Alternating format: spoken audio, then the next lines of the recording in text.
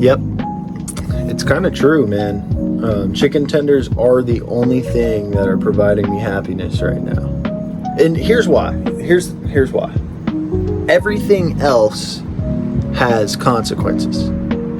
Everything else has some form of me getting into something.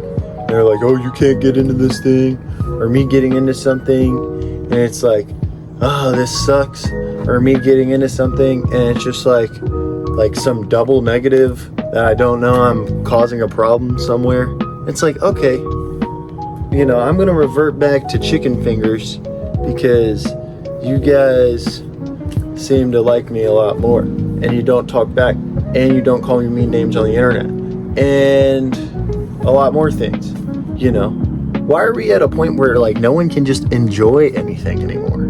That doesn't make sense to me.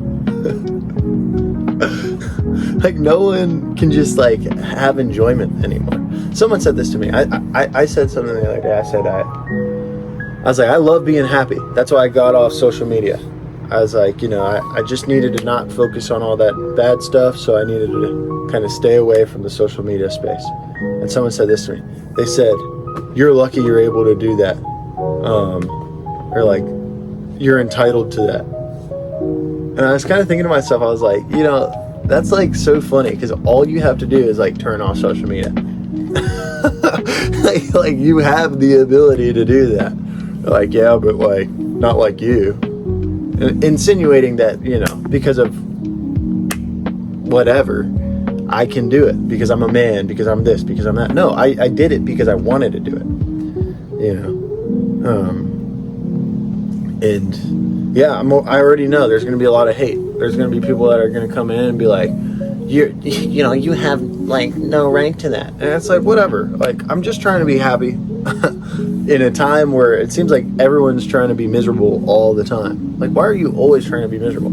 If I wanted to be miserable, I would be watching the TV, watching the news, watching social media, watching everything, and just be panicking all the time, because that's all that you see on social media, TV, news, everything. It's just media that makes you panic, media that is okay, this is scary, you should be scared, and time to be scared, and why aren't you scared? It's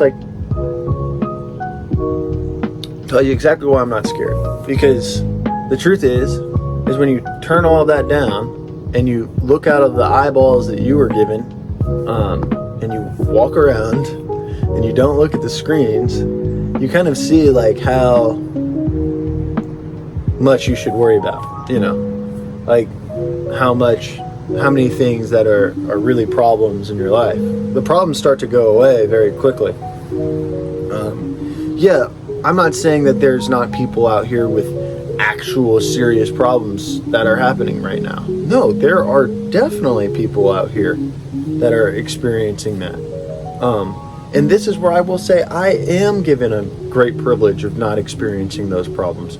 I am given that great privilege of, living not in this country or staying in a different place where, I could go to jail for speaking in a certain way, or I could, be bombed, or, at risk of so many different things.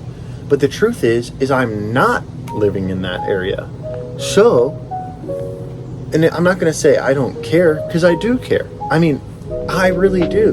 But to extend myself to the point where it's I am going to change my whole outlook, and I'm going to change my whole life, and I'm going to start following it all this way just because, there's people that aren't experiencing this and aren't living this. It's why am I so wrong for maybe living in my life? And yes, like I said, there's people that are experiencing horrible things out there. I'm not excusing those horrible things that are done to you. What I am saying is that if you look at your life, which most of the people who are going to complain are, one, going to be Americans, and two, probably going to be living in the same exact circumstances as me. Those are pretty much the people that are going to complain. They're going to be living in the same circumstances in America, and a country that isn't being bombed or isn't being completely like tortured all the time. You know, yeah, we do have certain problems, like economically, we're in a really bad spot, you know, but that's also all across the world. You know, we're in a really bad spot economically. But this being said, it's like I can worry about that all the time. I can look at the economy and be like, oh my God, I'm so screwed. Like I have nothing. Or I can look at the things that I do have, which is a lot. You know, I'm benefited very greatly because I have, you know, great people around me. I have people who love me, who take care of me, who don't want to see me get hurt, and will talk to me and help me push forward into my future. And yeah, I take advantage of those things. Yeah, I'm gonna sit there and be like, hey, I'd love to take advantage of the circumstances I'm placed in, you know, just as you should, just as I think everybody should. There's gonna be a lot of people that hate on me for saying that. There's gonna be a lot of people that are like, no, you shouldn't take advantage of the system that is created for you to take advantage of. Why? Like not that I'm taking advantage of others, not that I'm taking advantage of people in a negative way. It's that I'm, you know, somebody handed me something, or somebody's offering me, you know, to teach me, or somebody is offering me a job, or somebody's offering me this, which, by the way, I don't make a lot of money. I really don't. I don't make a lot of money at all. Like, and by that, I'll give you the details one day, but it's not enough to even afford an apartment in Atlanta for a year. You know, I can do that and then maybe buy food. That's pretty much it. So I'm not talking like I'm making $100,000 a year. I'm not anywhere near that. I'm nowhere near that. You know, I'm not talking like I'm making millions of dollars a year. Like I'm telling you this as somebody who is making probably the same amount, if not less, than the average person in America, right?